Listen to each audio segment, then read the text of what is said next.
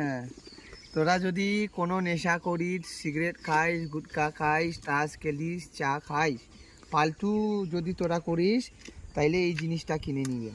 হ্যাঁ তা মোটামুটি তোমার অনলাইনে ওই 400 থেকে 500 টাকা নিবে, বেশি একটু ইনভেস্ট করে এটা নিয়ে নিও।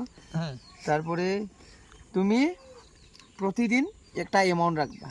হ্যাঁ কোথায় কোথায় কোথায় তোমার কাছে 100 টাকা আছে, হ্যাঁ 100 টাকা ঢুকাইলা আর এরকম ক্রস করলা, এরকম হ্যাঁ 50 টাকা ঢুকাইলা, 50 টাকা এরকম ক্রস করলা, 200 টাকা ঢুকাইলা, 200 টাকা এরকম ক্রস করলা, 500 টাকা ঢুকাইলা, 500 টাকা এরকম ক্রস করলা।